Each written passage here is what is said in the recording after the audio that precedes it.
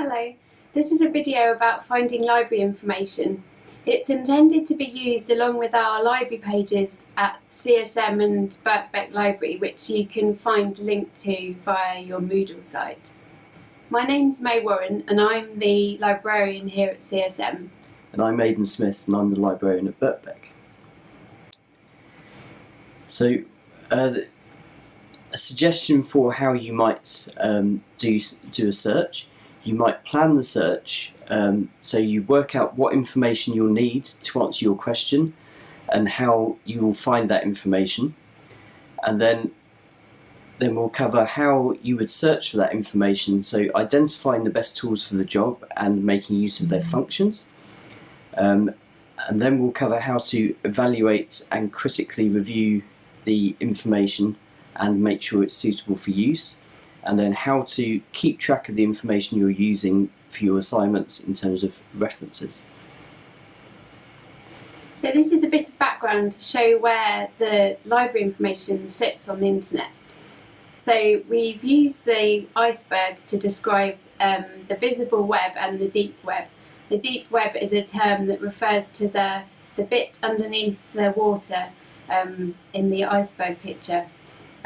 So you've got the visible web that you can freely access and freely see, and then you've got another layer underneath that where there's more information and it's protected in some way from being freely available. So what would you use?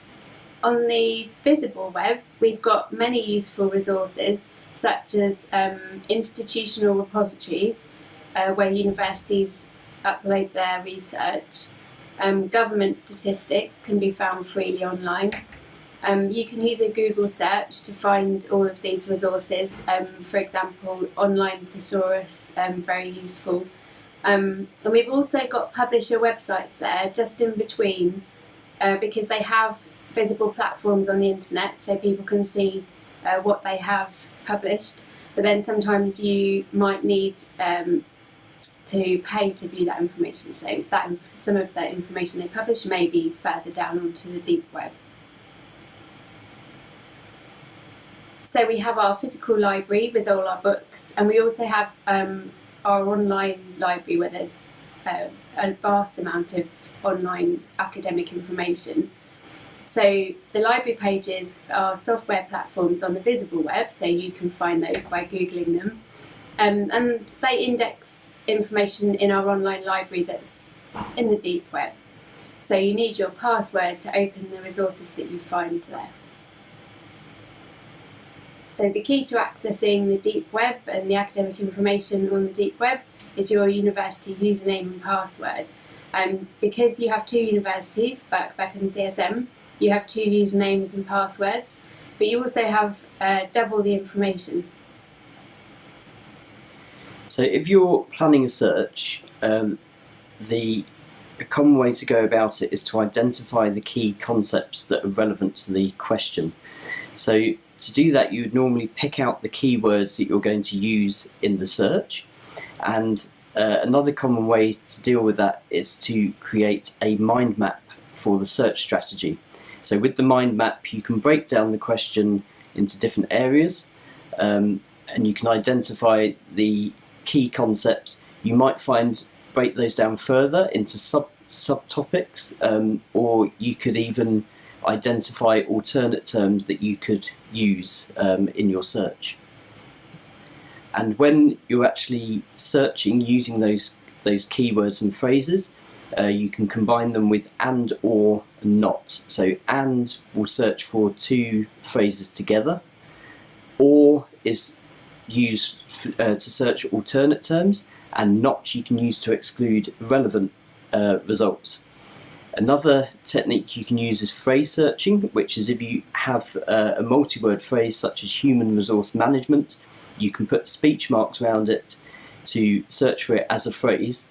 So it searches human resource management, because if you don't do that, it will search for human and resource and management, so you'll get more relevant results using a phrase search. You can also do a truncated search. So in this example we have manag and then you have an asterisk. So that starts with the stem of that word, and then we'll search all the different endings. So it'll search for manage, managers, managing, managerial, etc.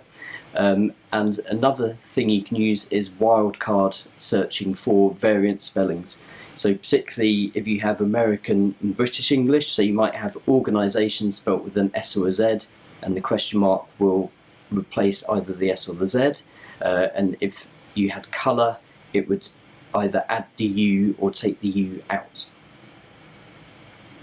So you can perform a simple search with and, such as corporate governance and gender, or you can build a more complicated search. So the one we have here has made use of the or using brackets. So we have gender or women, and corporate governance using the phrase searching technique.